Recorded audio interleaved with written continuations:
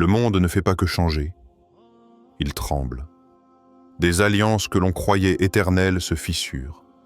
Des puissances autrefois intouchables se crispent. Des peuples longtemps silencieux relèvent la tête. Iran contre Israël. L'Algérie qui rompt avec l'ombre française. Un ordre mondial qui vacille sans prévenir. Et pendant que les médias parlent de stratégie, d'intérêt et de rapports de force, une autre lecture existe, plus profonde, plus silencieuse. Dans la sagesse islamique, lorsque les événements s'accélèrent ainsi, ce n'est jamais un hasard. Allah n'agite pas le monde pour divertir les foules, mais pour réveiller les consciences. Alors pose-toi cette question, avant d'aller plus loin. Sommes-nous face à un simple chaos géopolitique, ou au signe d'un basculement bien plus profond, où même l'ombre du Mahdi commence à se dessiner sans jamais se nommer? 1. Iran versus Israël. Quand la peur change de camp. Ce conflit n'est pas nouveau.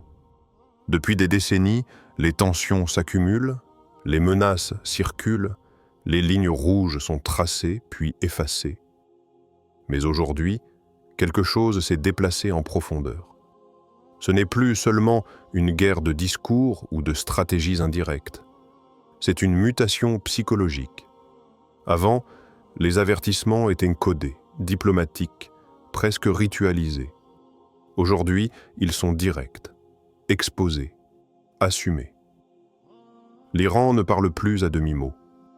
Israël, pour la première fois depuis longtemps, ne donne plus l'impression d'une invulnérabilité absolue. Et le monde, lui, observe silencieux, comme s'il pressentait que franchir certaines lignes ne permet plus de revenir en arrière. Dans l'histoire des peuples, il existe toujours un instant précis où la force cesse d'être confiante et commence à se justifier. C'est souvent imperceptible, mais décisif. Un ancien sage disait « Quand l'oppresseur commence à justifier sa peur, c'est que la balance divine a déjà commencé à bouger. » Dans le Coran, Allah rappelle que la domination fondée sur l'arrogance porte en elle-même les graines de sa chute. Les empires ne tombent pas d'abord sous les coups extérieurs, mais lorsque la certitude intérieure se fissure, lorsque la peur s'installe là où régnait l'assurance. Alors une question s'impose, silencieuse mais lourde de sens. Et si ce conflit dépassait largement les missiles et les frontières? Et si Allah exposait progressivement les faux équilibres du monde moderne, afin que l'humanité comprenne que rien ne tient éternellement sans justice? 2. Tebboune et la rupture. Quand une nation relève la tête, quand un président ose dire « la France dehors », ce n'est pas une simple phrase, ce n'est pas un slogan, c'est un séisme intérieur avant d'être un acte politique. Car pendant des décennies, la domination ne s'est pas toujours exercée par les armes.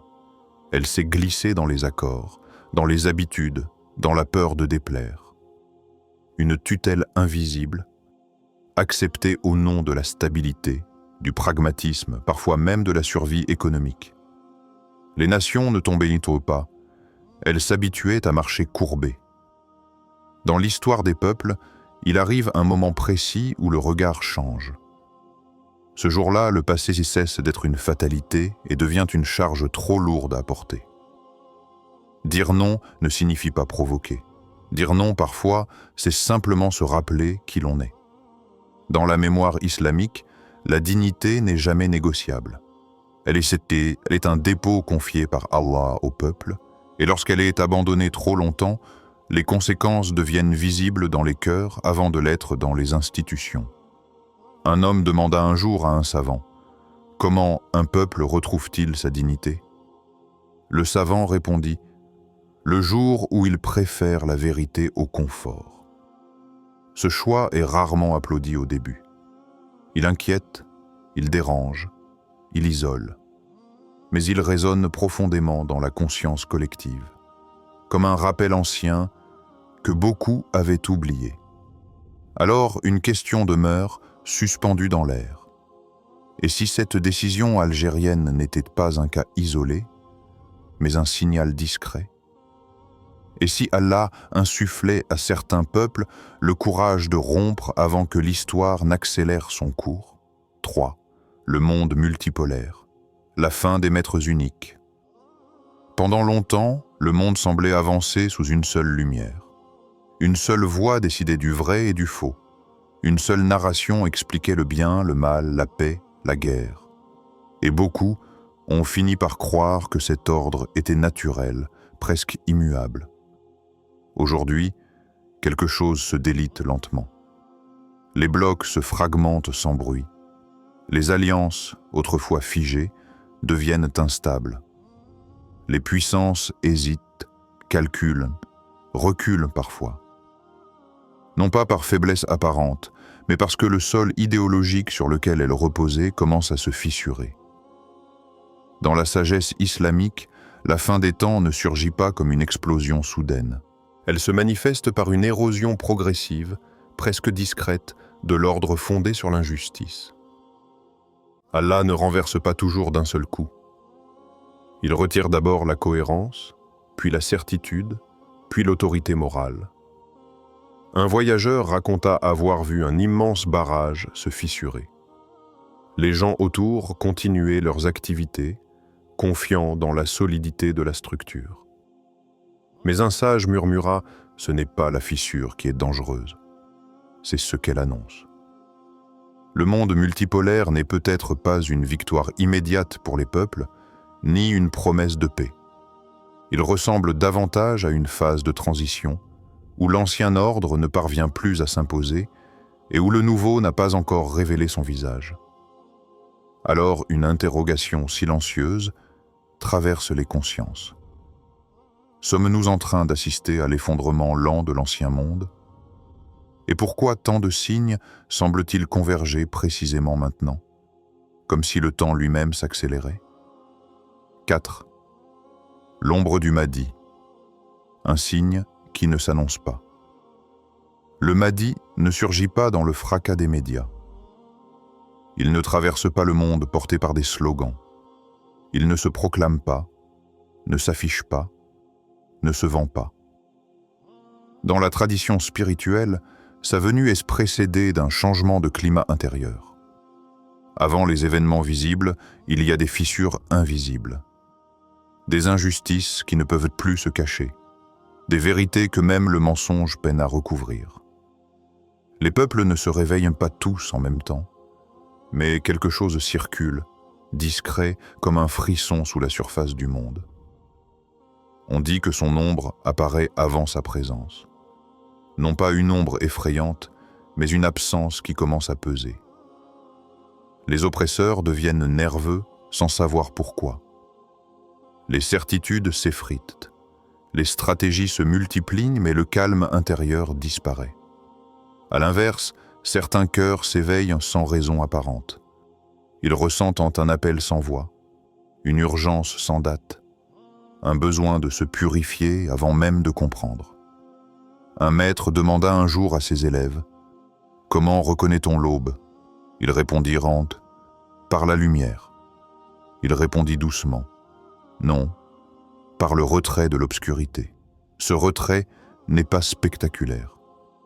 Il est progressif, silencieux. Il agit d'abord sur les âmes avant de toucher les structures. Alors, une question traverse le silence.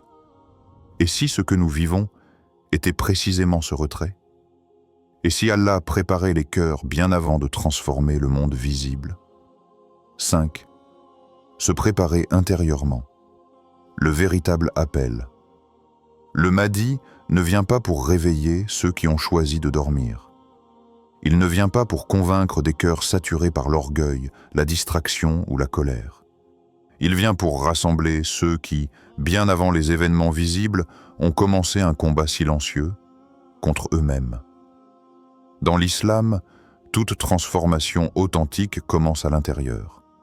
Avant les drapeaux brandis, avant les discours enflammés, avant les bouleversements historiques, il y a le cœur humain, un cœur apaisé ou troublé, un cœur sincère ou encombré, c'est là que tout se joue. Beaucoup attendent des signes spectaculaires, des dates, des annonces. Mais la sagesse spirituelle enseigne autre chose. Lorsque les signes s'intensifient à l'extérieur, c'est que l'appel intérieur a déjà commencé. Allah ne demande pas d'abord des héros visibles, mais des âmes droites, lucides, disciplinées. Un homme demanda un jour « Quand viendra la victoire ?» La réponse fut simple, presque dérangeante. « Le jour où tu auras vaincu ton ego. » Car l'ego est le premier tyran. Celui qui justifie, qui repousse, qui promet demain. Tant qu'il gouverne, aucun changement durable ne peut naître. Se préparer intérieurement, ce n'est pas se retirer du monde, c'est s'y tenir debout sans se perdre. Alors une question intime s'impose, sans bruit, sans pression. Et toi, es-tu prêt intérieurement? Si les signes s'accélèrent, ton cœur est-il réellement en paix avec Allah, ou seulement rassuré par les apparences? Ce que nous vivons n'est peut-être pas la fin, mais une séparation. La séparation entre ceux qui regardent les événements de loin et ceux qui sentent que quelque chose se joue au niveau des âmes. Quand les puissants s'agitent, quand les certitudes s'effondrent, quand les injustices deviennent visibles aux yeux de tous, c'est souvent que le décret d'Allah est déjà en marche. Le mardi ne vient pas dans la confusion, il vient après l'éveil, après l'épreuve, après le tri silencieux des cœurs. Ce monde peut trembler. Le croyant, lui, se recentre. Ô Allah, donne-nous la lucidité dans la confusion, la patience dans l'attente et la pureté du cœur avant les grands bouleversements. Ne fais pas de nous de simples spectateurs des signes, mais des consciences éveillées, prêtes à te rencontrer dans la vérité. Car lorsque Allah décide, l'histoire s'incline, et seuls les cœurs préparés comprennent.